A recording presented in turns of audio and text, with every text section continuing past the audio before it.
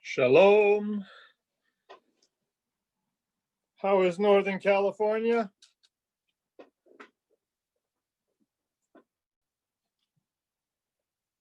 You're muted.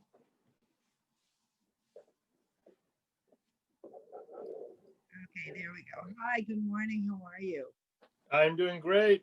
I can't tell you how much we are enjoying your class and so privileged that we're able to be a part of it. Thank you. It's my honor. Thank you. But I don't understand. Now, this is a repeat of the Sunday class or, Yeah. Mm-hmm. And yet you're live. No, I teach it twice. Yeah, no, in other words, I teach it, I'm live in both settings because the dynamics are different. Ah, that's what we didn't understand. So we thought when we watch you on Thursday morning, on Sunday morning, we're taking a class for One Day University. We're taking a class on the Civil War, which is also very nice, really interesting. A professor, a Jewish professor from Rutgers.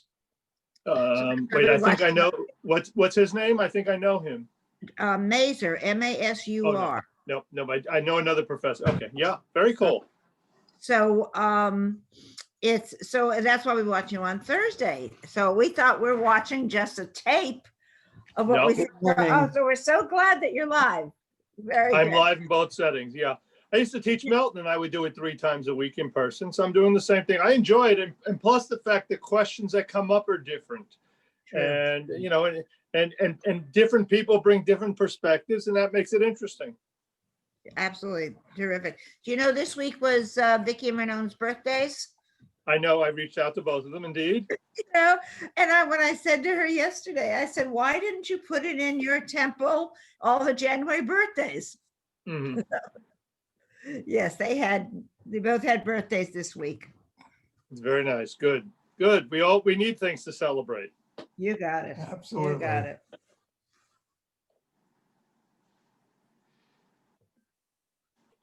Okay, we're starting to get a nice crowd. Enter. Yeah. Yes. Hello, everybody. Thank you, Cantor Levine, for doing this. I find it very interesting. Yeah. I'm glad. Good, good. I'm honored to have everybody here. It's wonderful. Cantor,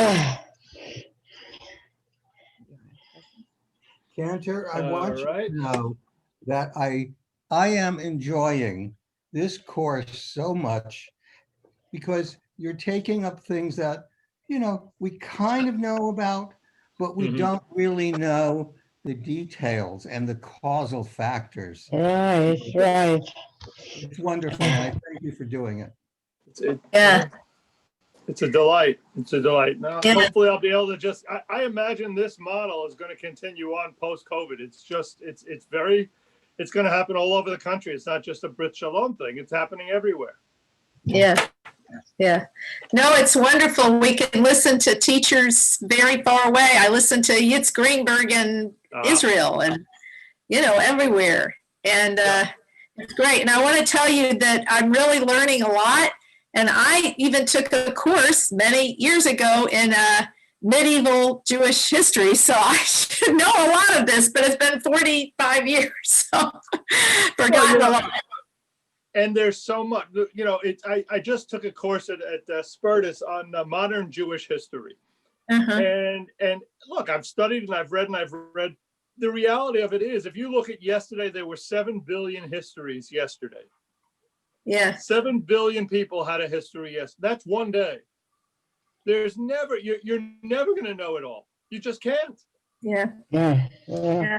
Well, it's also true that, you know, thank God, you know, scholarship like your course you took at Spiritus, you know, keeps going on. We learn more and more and more, you know, from different texts and different ideas and different, you know, anyway, so I'm really glad that, you know, you've done a lot of research and I appreciate that.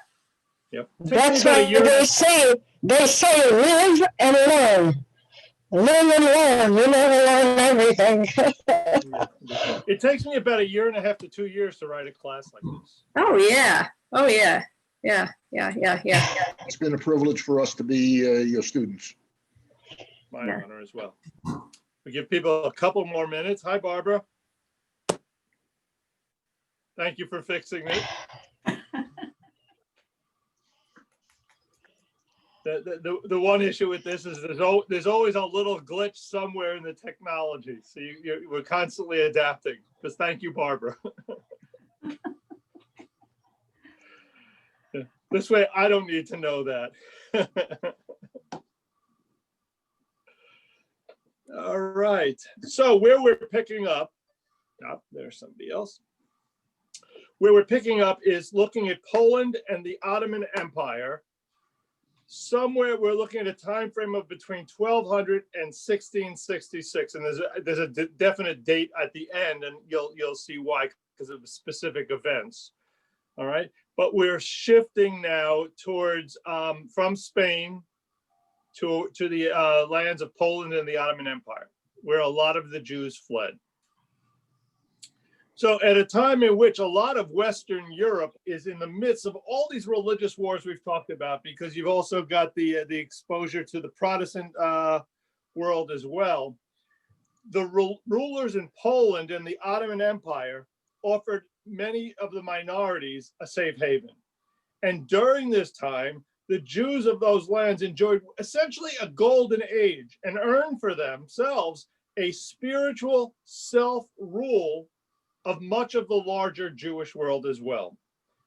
So let's go back a little bit to the 1200s. Poland is a land that is ravaged by repeated invasions of various tribes, nomadic tribes from Central Asia.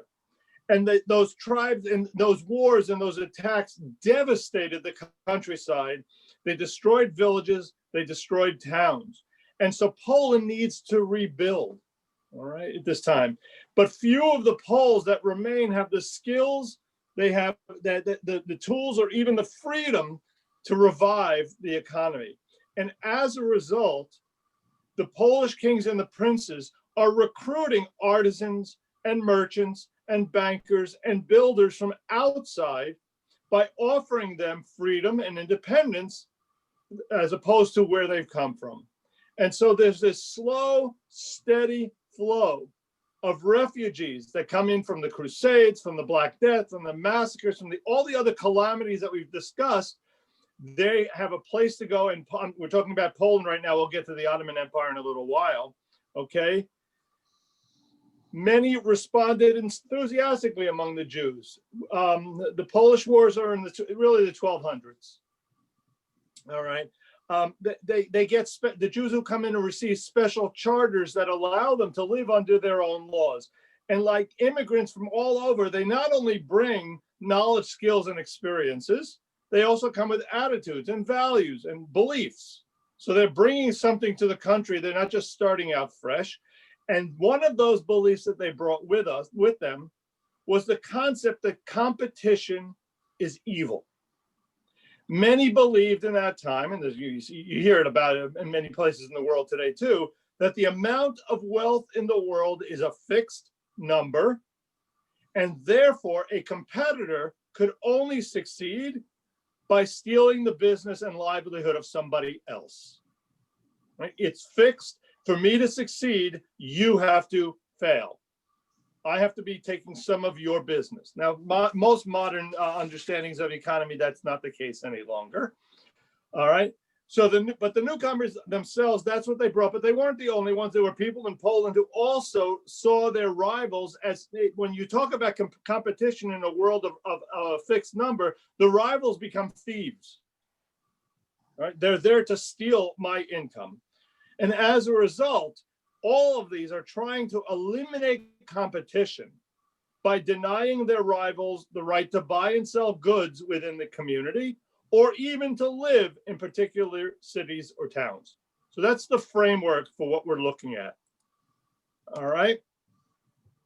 The other thing to note is that Poland at this point, although there are large, there are princes, there are kings, there are people ruling over it, in majority, structurally, it is not a united country in the 13th century, but rather broken down into principalities, dozens and dozens of principalities, each with its own laws and each with its own rulers.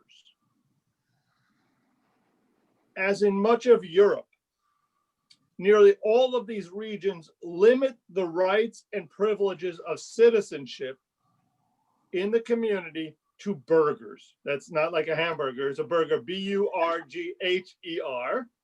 And it generally referred to Christian middle-class merchants and artisans who own property.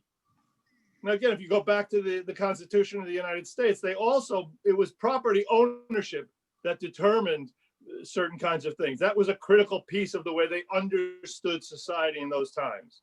All right. So it's a Christian middle-class merchant or artisan who owns property. While that's the case, and you're going to again see competing factors here, Poland's larger scale rulers have no interest in limiting the rights of Jews and other minorities in order to satisfy the burghers for a couple of reasons. One, there's the simple case of fairness. They're living in our community. Two, they were frank about their needs for goods and services that only the Jews could provide. They were coming in from other cultures and brought skills and wisdom. And they also, as a third, there's a constant battle going on between the citizenship, the burghers, and the rulers for power. And the rulers see a way of balancing the power of the burghers as empowering the incoming Jews into the community. So they have multiple motivations for what they're doing. They also have little interest in allowing anyone to monopolize the sale of goods. But for their perspective, competition is good. Why? It drives down prices. And so for the larger scale, it's a good thing. 1264, Prince Boleslaw of Greater Poland issues a charter, the first deed of rights in Poland, that puts Jews directly under his rule rather than the laws and restrictions of whatever city they happen to be living in. So you've got this rights being, it's sort of the federal government as opposed to the state government establishing this. In exchange for what he gets, Jews are paying taxes, all right? And in exchange, he offers to provide them with personal protection. And so the result is, according to this charter, anyone who attacks a Jew not only faces the usual punishment, but there are additional fines that are paid to the royal treasury. So this is a win-win for the prince. He's got nothing to lose here. It's good to be the king. All right. While the Polish kings and nobles, as we've just described, are convinced the Jews and other minorities enrich the economy, as I said, the merchants and artisans see this as harmful, and they're not alone. The church leaders are not happy. So now you've got the third element. You've got the merchants and the artisans on one, you've got the rulership on the other, and the third piece of it is the church. The church fears that these charters, like the one that Boleslaw has issued, would blur the lines between Judaism and Christianity. And in their minds, Poland needed laws that strengthened Christian identity. Everybody's got their own little argument here. It's kind of like Congress. 1267, 3 years after Boleslaw grants the Jews their first charter, church leaders from all over Europe gather. And they demand that Christians and Jews live in separate areas divided by a moat, so that Christians should not be affected by the superstitions and the bad morals of the Jews living amongst them. They ordered Christians to no longer eat with Jews, which is generally not a problem because most Jews were kosher, and so there were issues there anyway. They ordered them not to share the same bathhouses, and they order them not to dance at Jewish weddings. And so there's an attempt to distinguish amongst the Jews and the Christians. They also wanted the Jews to be wearing special clothing, special hats, so that Jews could be easily identified and distinct from the Christians. So that's the church's perspective. The kings, again, are trying to encourage Jewish settlement, not to drive the Jews out of the country. In the 1300s, King Casimir III, he's the third, we'll mention the fourth in a little while, his son, but King Casimir III of Poland confirmed the privileges granted to Jews in earlier charters, and he extends them to all of Poland. So now you've got the charters being extended to all the Jews living in all of Poland. You can imagine the church's response. They are not happy. They do not accept defeat. And by the mid-1300s, they're making some headway with the help of the burghers, the citizenship, and other townspeople. Historians note at least 19 attacks of Jews in Poland between 1340 and 1500, ranging from mob violence to expulsion from various cities and towns. All right? So you've got all these competing factors. A closer look at one of these incidents, the violence that resulted from the preaching of Giovanni Capistrano, who once again is a Franciscan friar, and we see this anti-Semitism coming from this group on a repeated level.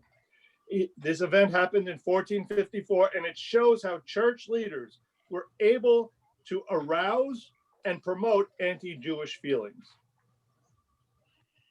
Olesniski, the Archbishop of Krakow, had invited Capistrano, an Italian monk, to speak in the city. And the Archbishop was furious with King Casimir IV. Now, this is his son, because earlier that year, the king had reaffirmed the privileges that had been established by his father. Now, when you're living in a monarchy, what's key is, you saw the same thing with Pharaoh. When there's a change of pharaohs, it was a significant moment. The Jews were in slavery, and they would hope that with a new pharaoh, the policies of the previous pharaoh would be changed. And you see with the institution of a new pharaoh, as it says, a new pharaoh arose who did not know Joseph. He extends the suffering, and it's at that moment that the people cry out because they realize nothing is going to change. They all lived in hope of the death of one for new policies. So you've got a new king who comes along here, Casimir IV, who extends the policies of his father. The archbishop is furious. He writes the king an angry letter, denounces him for promoting the Jews to the injury and insult of the Holy Faith, and he goes on to warn, reading number 1. David, do you have the readings? I do. Would you read us number 1, please? Do not imagine that in matters touching the Christian religion, you are at liberty to pass any law you please. No one is great and strong enough to put down all opposition to himself when the interests of the faith are at stake. I therefore beg and implore your royal majesty to revoke the aforementioned privileges and liberties. Prove that you are a Catholic sovereign and remove all occasion for disgracing your name and for worse offenses that are likely to follow. Okay. The king receives this letter and he ignores it. And the archbishop furiously appeals to this guy Capistrano, this preacher, to come to town and to speak. Capistrano was this charismatic speaker. We keep hearing about these people who have this special gift of words. He has a reputation of an iron will and encouraging violence against the Jews. The Jews desperately try to persuade the king to keep the preacher out of Krakow, but they're unsuccessful, and he lives up to their worst fears.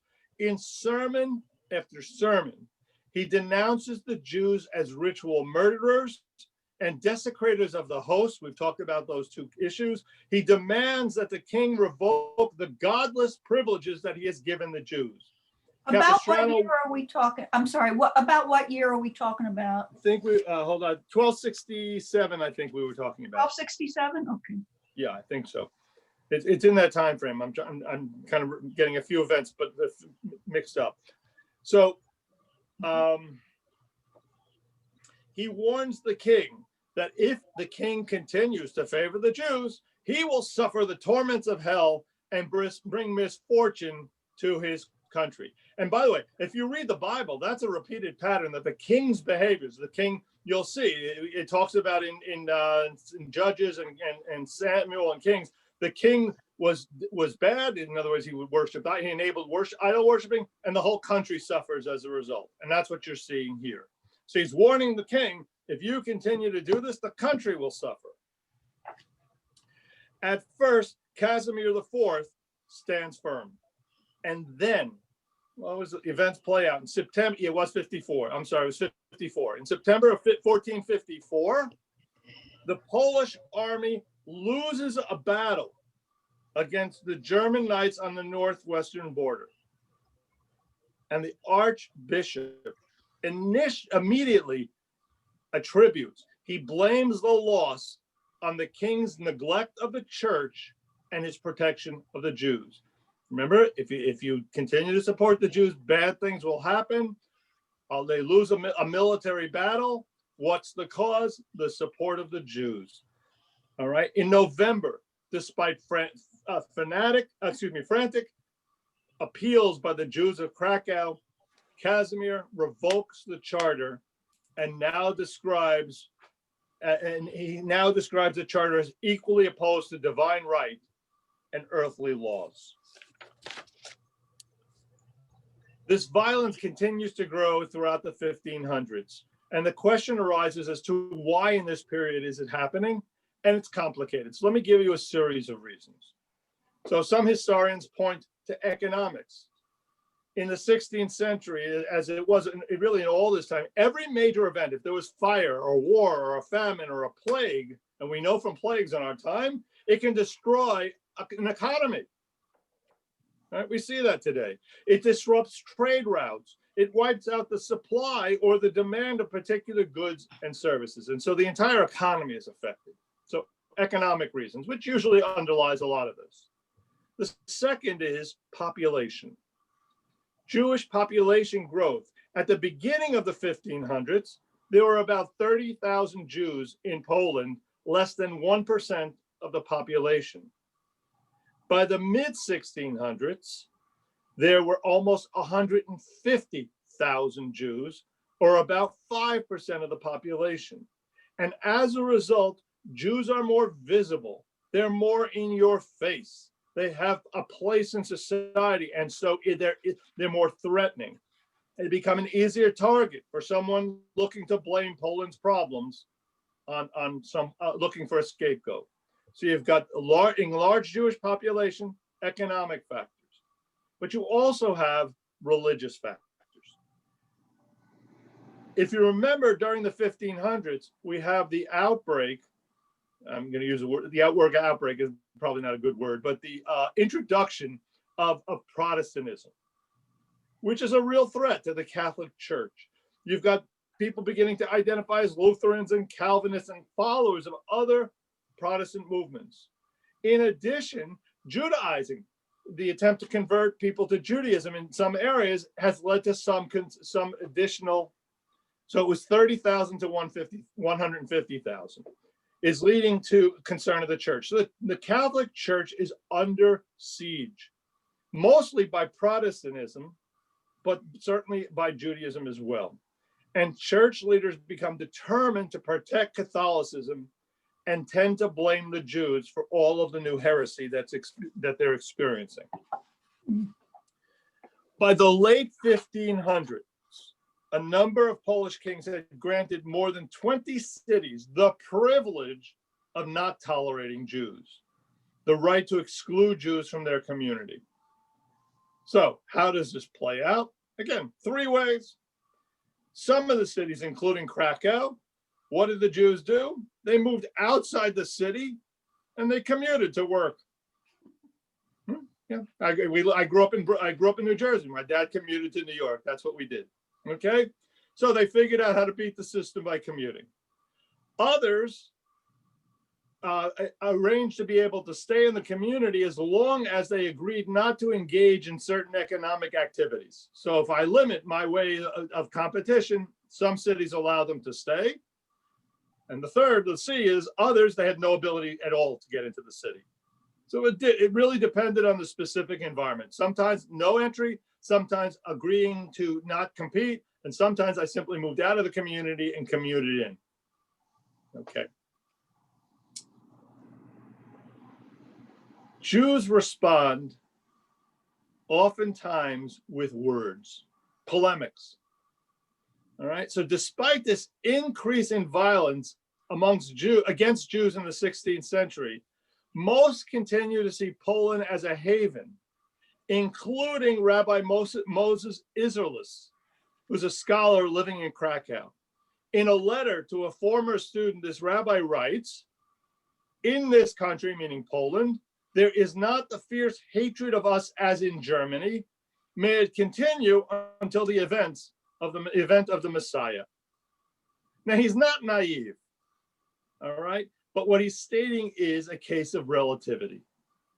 Things may be bad here, but at least it's not as bad as in other places, all right? And so Jews understood what were their options. And so they tried to perceive things as positively as was possible. They also took steps to defend themselves physically. Some hired armed people to guard their homes and their businesses. Others armed themselves, and still others tried to engage in finding allies in a process. One of the first things that Jews did when they moved into a town, a new town or city, was to join a kehillah, or establish one, if they're the first ones there. Now, let me distinguish. Right in our modern parlance, the conservative movement has adopted this term for a congregation. A congregation is a kehillah, but it's a far less. The traditional use of the word is far more expansive. Right? When you talked about a kehillah, it had multiple functions. One, and perhaps most importantly, the leaders of the kehillah spoke to authorities on behalf of its members. So that might be, for example, a federation role, all right, as opposed to an individual synagogue role in our society. But it also went beyond that, because the kehillah also acted as a government for Jews within the cities of or towns. All right. In some places, the kehillah was responsible for cleaning the streets and removing the garbage from the Jewish section. In addition, the kehillah arranged funerals. They maintained cemeteries. They provided children with Jewish educations. They operated the mikveh. They oversaw the kosher slaughterhouses. They operated hospitals. They helped the needy in the community. They also fought for the rights of Jews in the courts, because many believed at this time that it was essential to bring every perpetrator of a crime against a Jew to trial. If the victim or the families could not afford a lawyer, the kehillah provided the money for such. Rabbis even said that in cases where the perpetrators were unlikely to be punished, the Jews were still obligated to insist on a trial in order that it should be known that Jewish blood is not free for all. Right? Sometimes you're making a political point as well. Kings and nobles valued these kehilot, these organizations, because they provided an efficient way of collecting taxes.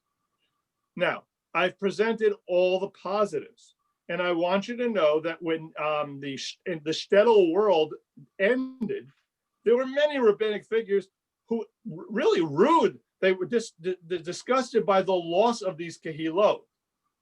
But I suspect many of us in our world today would be very put off by the world of the kehillah, because they also regulated your rights. So you want to be buried in a Jewish cemetery? You will observe kashrut and Shabbat. You want to participate economically in the Jewish community? You will observe Shabbat and kashrut and all the other laws. All right. If you don't, we will excommunicate you from the Jewish community. And since the larger community won't accept you without conversion, what are your options? And so there are great positives to the kehillah, but nothing is ever just one-sided. There were retrospectively, most of us would not want to buy into that world as it existed with all not only its limitations, but its ramifications in lots of ways. I'll stop and take any questions for a second if there are any.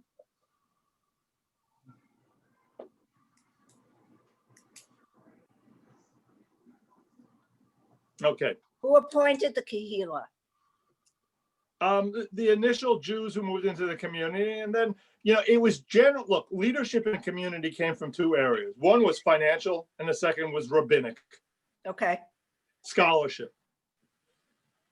thank you. Okay. You're welcome. All right. So did we have by this time, the mid 1500s, did we have, rabbinic dynasties already starting? And did we have Shabtai Tzvi or other false messiahs, or when was this? So that My brain is not thinking years. Right. Some of that's coming up. Okay, you're going to see the introduction of Hasidism, and you're going to see Shabtai Tzvi and a few other things that are about to emerge out of this world. Okay, but I am getting there. Okay, good question. You kind of set me up. If you have a kehillah that exercises jurisdiction over the Jewish community, where does the Bet Din fit in with that? Does the kehillah appoint the members of the Bet Din? Oh, I'm sure. Yeah, the rabbinic leadership. Yeah, for sure. Think of the religious community in Israel today and life cycle events. Okay, they control it. All right. You want to get married to a non-Jew? You ain't doing it in this country. All right. Same concept, but actually far more expansive because there is no civil government to set it to divide the rule. 16th century, life is becoming much more difficult for Jews in Western Poland. What's that? Okay, in Western Poland, and a new frontier is opening in Eastern Poland. Poland is expanding its borders. Many Polish nobles are acquiring large estates in the new territories.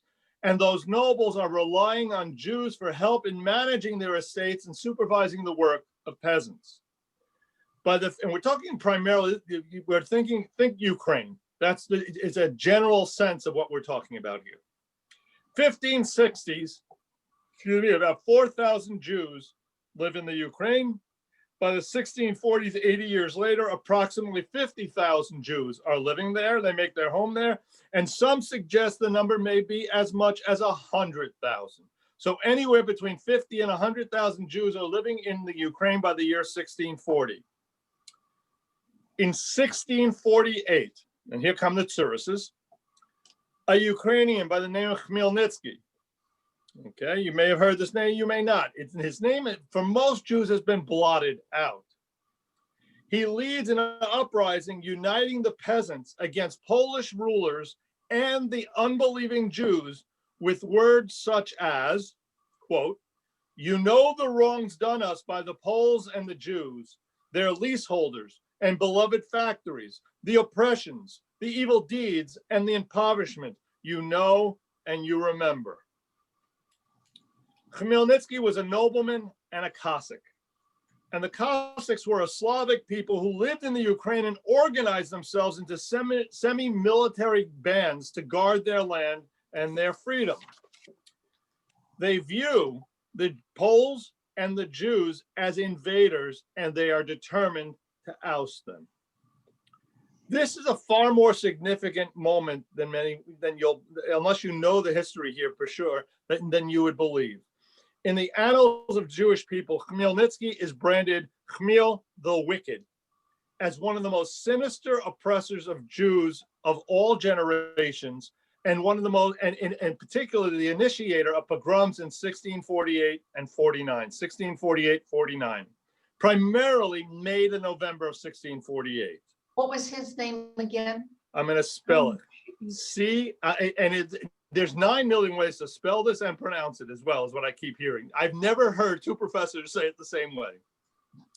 All right, I have a spelling of it as CHMIELNITZKI. It sounds Polish, right? All right.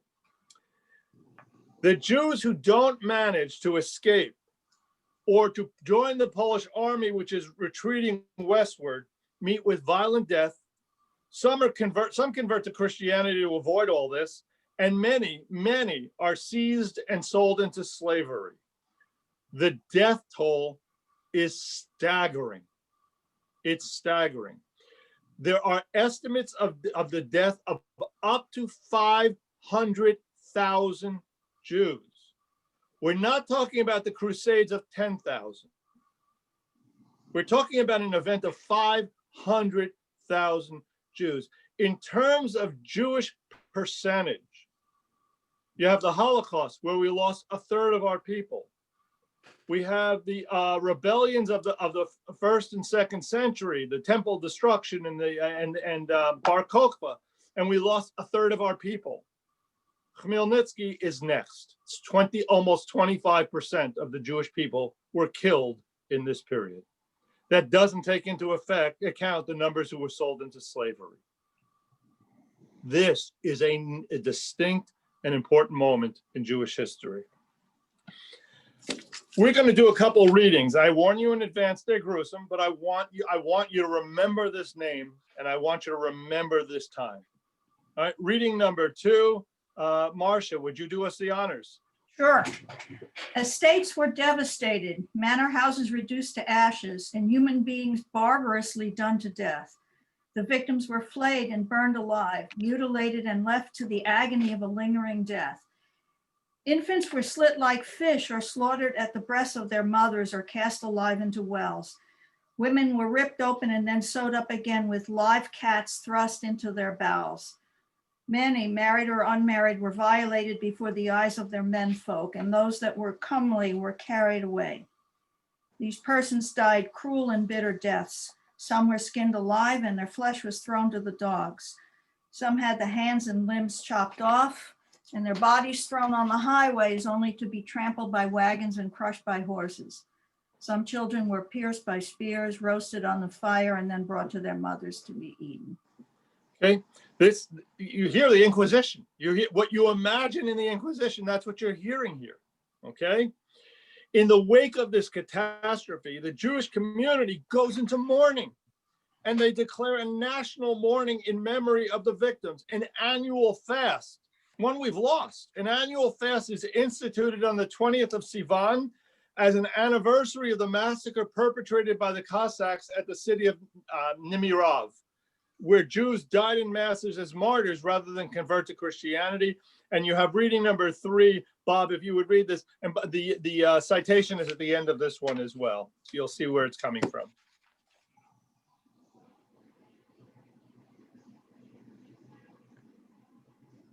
Bob, you're muted. We can't hear you. The oppressor, Khmelnytsky, may his name be blotted out, heard that many Jews had assembled in the holy community of Nemirov, and that they had a great deal of silver and gold with them.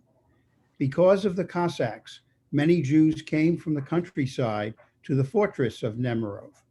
He knew also the congregation of Nemirov itself was distinguished for its riches.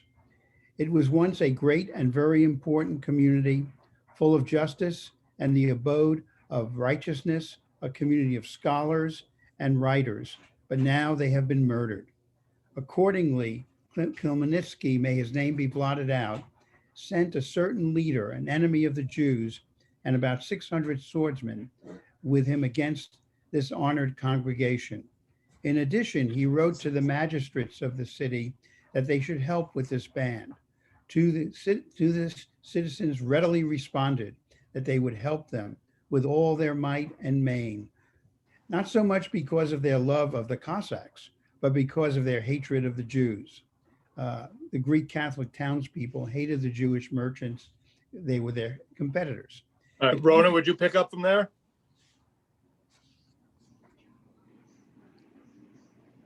It came to pass on a Wednesday, the 20th of Sivan, that the Cossacks drew near to the city of Nemirov. When the Jews saw the troops from afar, they were frightened, though as yet they did not know whether they were Polish or Cossack. Nevertheless, all the Jews went with their wives and infants and their silver and gold into the fortress and locked and barred the doors, ready to fight them. What did the scoundrels, those Cossacks, do? They made flags like the Poles, for there is no other way to distinguish between Poles and Polish and the Cossack forces except through their banners. Now the people of the town, although they knew of this trick, nevertheless called to the Jews in the fortress, "Open the gates. This is a Polish army which has come to save you from your enemies, should they appear." The Jews were standing on the wall, seeing the banners were like the flags of the Polish forces, and believing that the townspeople were telling them the truth, immediately opened the gates to them. No sooner had the gates been opened than the Cossacks entered with drawn swords, and the townspeople too with swords, lances, and scythes, and some only with clubs. And they killed the Jews in huge numbers. They raped women and young girls, but some of the women and maidens jumped into the moat near the fortress in order that the Gentiles should not defile them, and were drowned in the water. Many of the men were able to swim, also jumped into the water and swam, thinking they could save themselves from slaughter. The Russians swam after them with their swords and their scythes and killed them in the water. Some of the enemy too kept on shooting with their guns into the moat, killing them until finally the water was red with the blood of the slain. The number of all those murdered and drowned in the holy community of Nemirov was about 6,000. These met all sorts of terrible deaths, as has already been described. May God avenge their blood. Okay, thank you. So the first thing is, I think, Sandra, you were the one who asked the question, why? The why is, again, we talked about Poland expanding eastward and Jews and Poles going there. And, you know, you think the parallel of the word of Achad Ha'am in 1900 saying, you know, the Jews are not moving in Israel. They're not moving into a land that's unoccupied. There's a people living there. And so that's the case. What's happened here is that the Poles and the Poles with the Jews as a part of them have moved into this land and taken over and created economic competition, as well as all sorts of other problems for them. And so what you have is an uprising of the people living in the land already. Okay. Now, I want you to understand that what's going on here. This is happening in 1650. The Inquisition has been going on now for well over 150 years. This is a time of utter devastation and loss of hope. The Jewish community survives, its communal structure remains intact, and the numbers actually continue to grow. But nonetheless, there is an underlying loss of hope. There's a sense of, we don't know what's coming next. We're being attacked at in every area possible, in every way possible. there is a loss of hope. And what happens is many, with all these massacres, is in the 17th century, Polish Jews begin to become disenchanted with much of rabbinic Judaism. And there are a number of outcomes from that. The first, and this is a Levine, it's nobody else's comment. My belief is when you remove hope, people turn to magical thinking. Some magical outcome will save us. You'll see that with messianic fervor, right? But another development that happened in this time is that really the eruption of Hasidic Judaism. As people lose hope in a world out externally in which things will get better, they turn inward. And Hasidism is a lot about inner spirituality.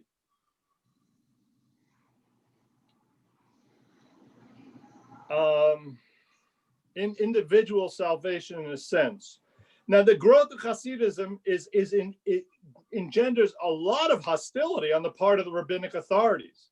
The rabbis are not happy with this new group developing. As a matter of fact, in Vilna, they issue an edict of excommunication.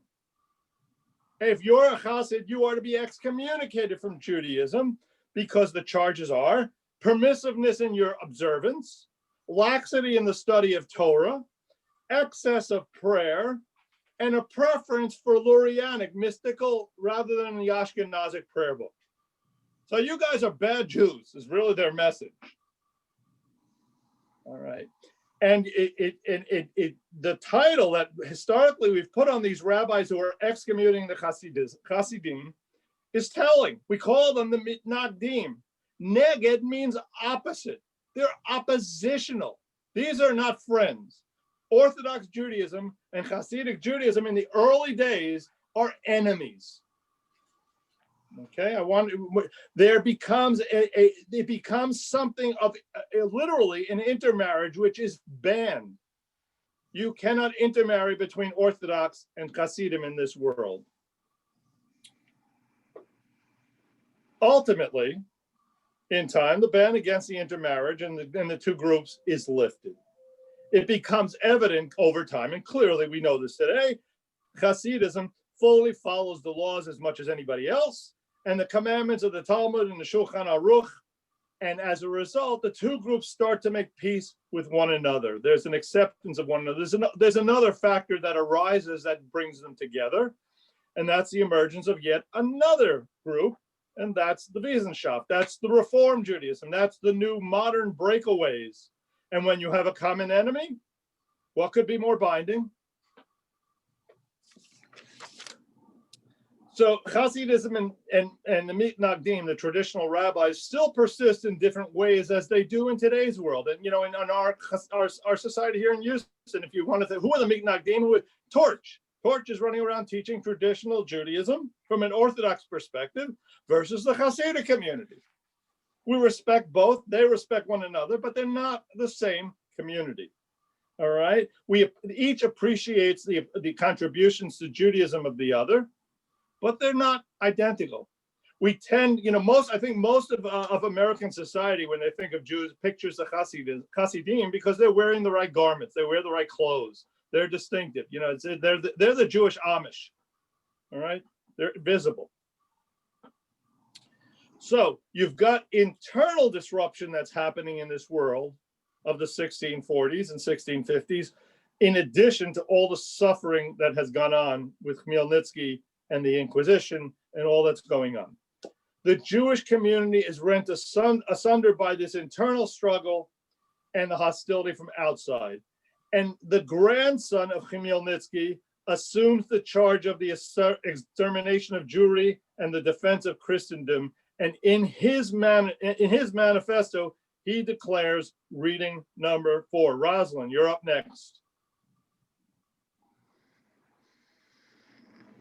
In their petitions, the Jews claim that I am fomenting disturbances and that I oppose the government with violence. This is a big lie. I have never had such an intention. I'm a Christian. In this region, infidel Jews have not only deprived Christians of their means of existence, but they carry out aggressions, murders, robberies, and oppress the holy sacraments. Without their sanction and their written authorization for the priest, no newborn child can be baptized. They bewitch the pans, the lords of the nobility, and therefore gain their acquiescence. They rape Christian women and do many other things that are difficult even to list. Impelled by my fervor for the holy Christian faith, I have decided in company with other men of honor to exterminate the cursed Jewish people. Okay. What a sweetheart. A delight. What it's telling you is even after the riots of Khmelnytsky, his grandson is the persecutions continue. Okay, whatever level it may not be as intense, but again, it's tremendous suffering. On the eve of the first partition of Poland, around the beginning of the 18th century, massacres become more frequent, as do accusations of ritual murder and the profanation of the host. Now, I've described for you, before we get into Shabtai Tzvi, I've described for you the events of Poland to this period.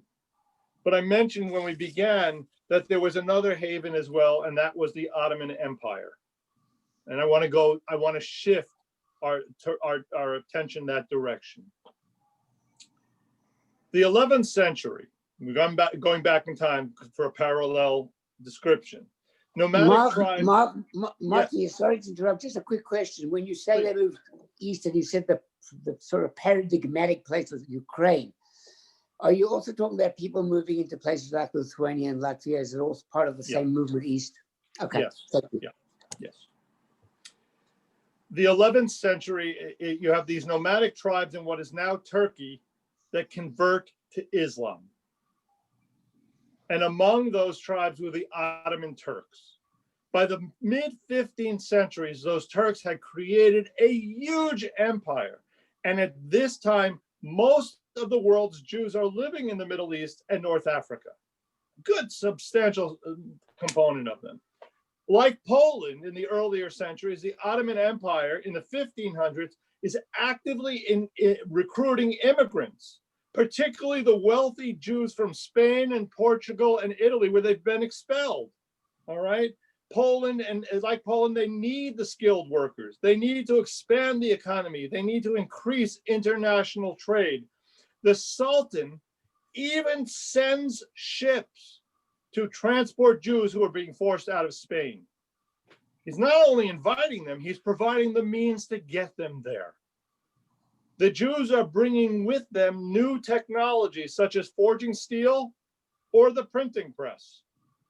Okay, again, we see this power of printing over and over. As in other Muslim communities, the Ottomans allow each religious minority to organize its own community. And so you see a parallel of the establishment of the Kehilot within the Ottoman Empire.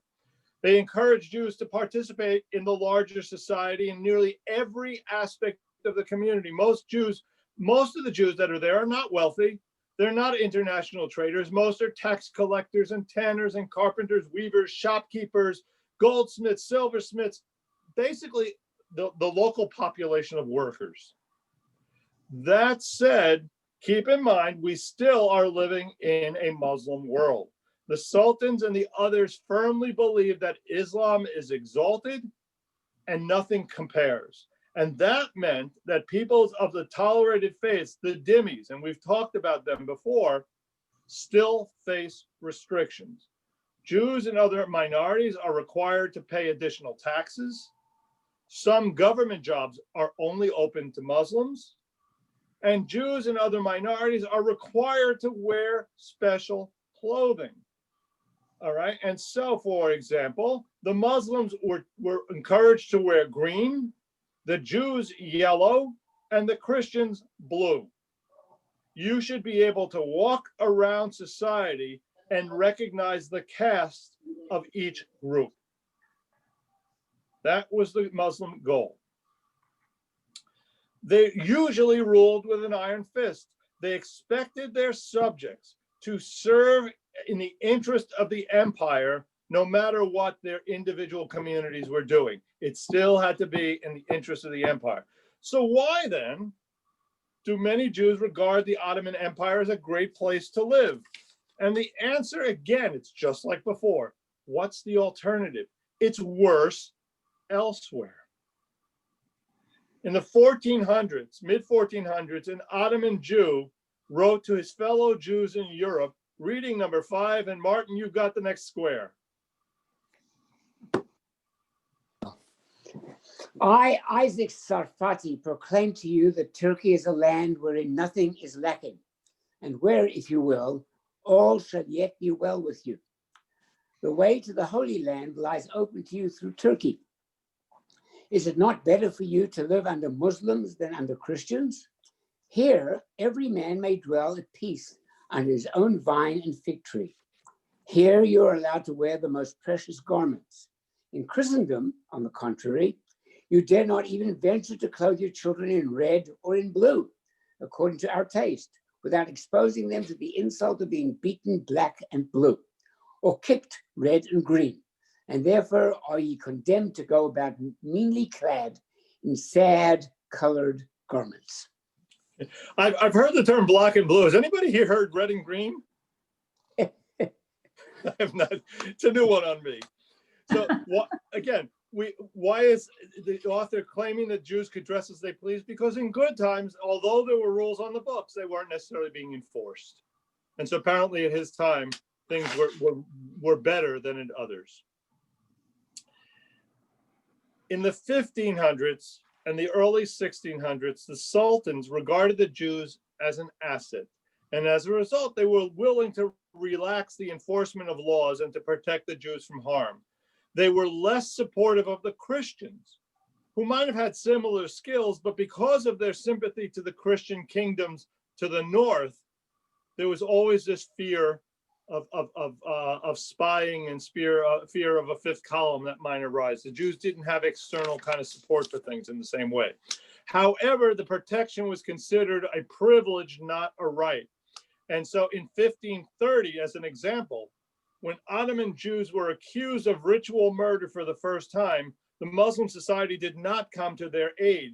The accusers were Armenian Christians.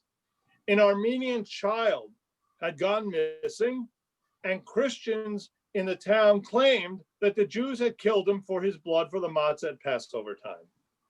The Armenians attacked dozens of homes, killing men, women, and children before order is restored. At their urging, the local governor, a Muslim, arrests a rabbi and several other Jewish leaders. Under torture, they confess, and they are hung.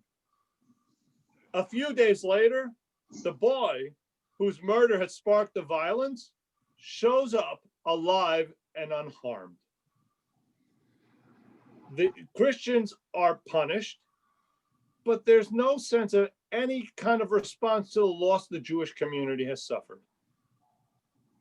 Right? There's no way of making good on the loss. So that gives you a sense of the world in which they're living. By the 1600s, the Ottoman Empire begins to decline, and it loses territory to Russia and to the rebellions in various parts of the empire. And it comes at a time in which the military and financial power of European countries like England and France are on the rise. As the influence of those countries start to expand, so does the power of Christians within the Ottoman Empire. The Christians there had advantages over the Jews as the power in the world around them is increasing. The fact is that it was easier for them to engage in trade with the Christian countries and with other Christians in general. So Jews now find themselves in a position, after all the suffering they've been through, of being squeezed out of prominent positions in government and trade. The restrictions that they experience are being increased, and life is getting more and more difficult. And so what do? They too turn to what I would call magical thinking. They start praying for someone to save them. In this period, there is this surge of messianism that takes hold of a miserable populace. And according to the calculations of the Kabbalists of the time, the time is ripe for the Messiah to appear and to put an end to all war and hatred. You have a sense, I wanted to set this up very deliberately. You have a sense of the suffering of the last couple hundred years and the loss of hope and the introduction of messianism that it just is almost inevitable response, because those feelings get translated into a sense of reality.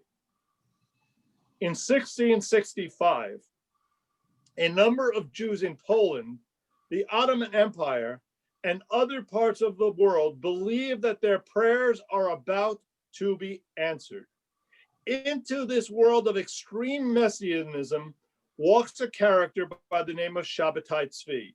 And I'm going to do a very cursory introduction to him. There are some wonderful books about him, and I urge you to consider looking up Shabbatai Tzvi. It is a name many of you may not be familiar with, and there are reasons for that. And again, I can share a few, but I encourage you to go looking. Shabbatai Tzvi is a Jewish mystic from a well-to-do Sephardic family in the town of Smyrna, and he declares that the redemption is at hand and that he is the long-awaited Messiah. Despite the doubt and disapproval of many rabbis, as much as 50% of the Jewish world accept Shabbatai Tzvi as the Messiah. Jesus could have only hoped for such a level of penetration in the Jewish world. 50%, and by the way, many rabbis as well, all right, accept him as the Mashiach figure as predicted in the book of Samuel and then following texts in the Bible. He travels and he has the advantage of this guy, Nathan of Gaza. You know, Jesus had Paul. I've often said Paul gets an A+ in marketing, right? Without Paul, there is no Christianity. He's the marketer that brings the message out. Shabbatai Tzvi has Nathan of Gaza. Nathan of Gaza is his marketer. As Shabbatai Tzvi travels from city to city, the officials begin to take notice, especially when many of the followers of Shabbatai Tzvi begin to announce that they would honor the name of the Messiah figure instead of the Sultan at Friday night services. In 1665, Nathan of Gaza, a young scholar and his most ardent follower, sends a letter to Jews in Europe and in Asia announcing that the day of judgment is at hand, and in places as far away as Germany, Jews begin to prepare for that day. In her memoir, a Jewish woman known as Gluckel of Hameln, Hameln, I'm not sure I'm pronouncing it right, recalls the excitement of those days. And Ed Chaika, do you have the text? You don't. All right, Diane, do you have the text?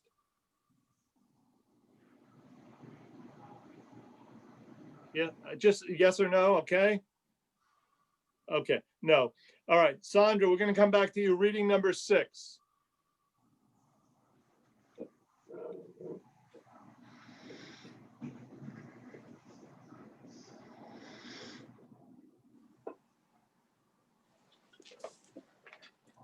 You need to unmute. Unmute.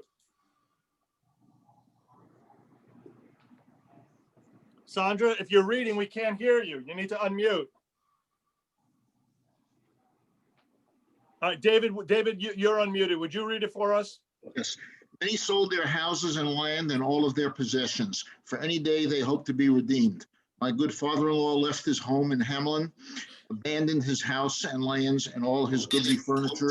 He sent on us into Hamburg 2 enormous casks packed with linens and peas, beans, dried meats, shredded prunes, and every manner of food that could be kept. For the old man expected to sail any moment from Hamburg to the Holy Land. For 3 years, the casks stood ready, And all this while my father-in-law awaited the signal to depart, but the Most High pleased otherwise. Right, so imagine you sell off all of your possessions because the Messianic day is coming. Why do I need possessions in such a world? This better play out well. All right. Many Jews don't wait. In 1666, thousands head towards Palestine because the Messiah is here, taking part in what they believed was the long-awaited Kibbutz Galiot, the ingathering of the exiles. But clearly it didn't play out. I mean, obviously we recognize we have one of many false messiahs in history. Probably the messianic figure, as I said to you, has the greatest infiltration into Judaism, into Jewish world. What happens, the Ottoman officials begin to see Shabtai Tzvi as the leader of a possible uprising. Needless to say, throughout government and through history, government officials don't like messianic movements. They're disquieting for sure. It shakes up the established orders and challenges long-held traditions. The Ottomans are no exception. They arrest Shabtai Tzvi. They bring him to Istanbul in chains. He's brought before the Sultan's court, and they're given the choice of conversion and lots of wealth and prizes. You get to take prizes home with you, or death. Shabtai Tzvi says, I'll take A. All right, I'm going to take option A, and he converts. The result is a nightmare. So you've got a world in which people, 50% of the world has accepted this character. They have been suffering. They're waiting for the moment of the relief of the suffering, and the Savior converts. Now, mind you, his followers, most of them are humiliated. Most of the rabbis are just appalled by this whole thing. And so there is a deliberate attempt to write this out of the history books. It's humiliating for family members and descendants. And so there was a very deliberate attempt to write this out. And that's why we haven't heard of it. Many of us have not heard of it. You need to know that, however, that his followers, many of them did not go away. They ended up continuing. There are still some Shabbatians in someone was telling me someplace in California, there is someone in my Sunday class was mentioning a group of Shabbatians in California today that still exist. All right. You have a picture of a world in which there is tremendous suffering and ongoing, crossing generation after generation after generation, and the loss of hope, and a turn to a belief that God is going to send some magic answer that will solve all the problems, and that doesn't work. You can only imagine the despair of the Jewish community at this moment in time. One of the books, there's plenty out there, but one book which I read a while back, it's written by a non-Jewish author. It's called The Lost Messiah, In Search of the Mystical Rabbi Shabtai Tzvi by John Freely. That's his, I'm putting up his name there. The Lost Messiah, John Freely. It's a terrific read and gives you a sense of the time and the character. He probably was suffering from a lot of mental illness. As you begin to understand, he had quite a few visions. Now, one would think I would parallel him in his visions to Ezekiel. And I still question what Ezekiel was smoking. And so there's some very interesting, all you have to do is read chapter 1 of Ezekiel and you come away going, wow. Wow. Shabtai Tzvi has parallel kinds of visions. So I'll open the floor to questions or comments in this world. I remember learning about this in religious school way back. I guess we had a good teacher in high school for history, because somebody who was interested in all of this. Yeah. In the tiny religious school at Tiferet Israel. Yeah, clearly for you to have heard of it means someone had a particular interest, as you described. I had an interest in all history. I learned about the golden age of Spain. We read the book about that. So we obviously had a teacher who was very interested in Jewish history. Good for you. When was the legend of the kingdom that was all Jews. That was what's it? I can't remember the name. I don't know. That the book was by Judah P. Levy or something. The Or Khazars. The Khazars, yeah. Yeah. Okay. When did that come about? Was that during some time around then? Does anybody know? It's in this period. I don't know the exact time Yeah. frame, but it certainly is in this period. Yeah. Yeah. Where a whole kingdom converts to Judaism. Yeah. All right, let's stay on track. Go ahead, Ed. I don't think the whole kingdom did. The nobles, the king did, and a lot of the people did. And so historically, the Khazars supposedly were why there were so many Jews in the Russian Empire. Okay, Okay. thank Anybody you. else?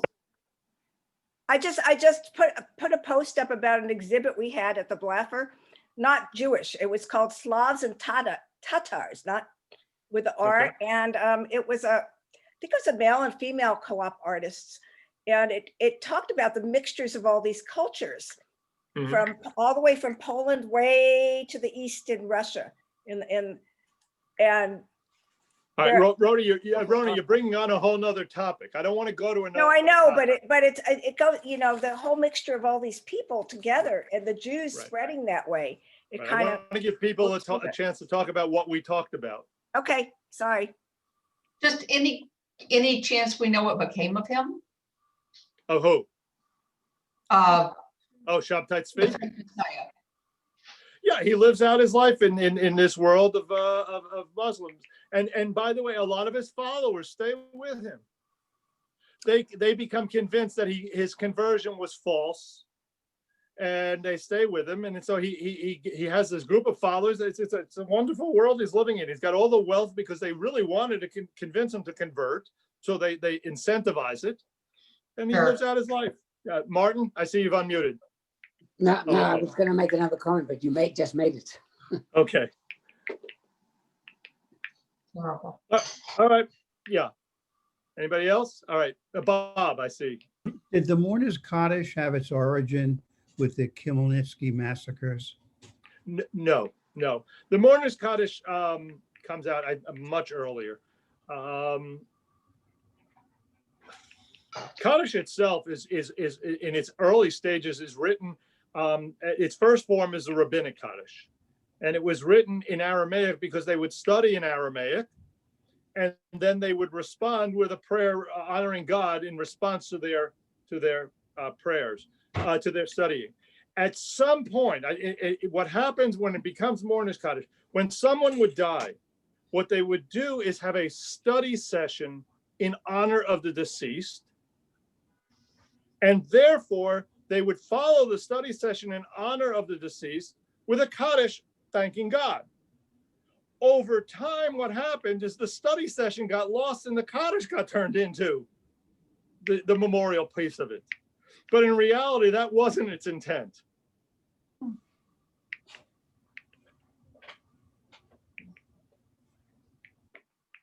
All right, my friends. Next week, we're going to look at the Enlightenment and a whole new element of how anti-Semitism plays in the world. I thank you. I wish you a good Shabbos, a good day, good health, and lots of good stuff. Talk to you soon. Thank you. Bye-bye. Thank you.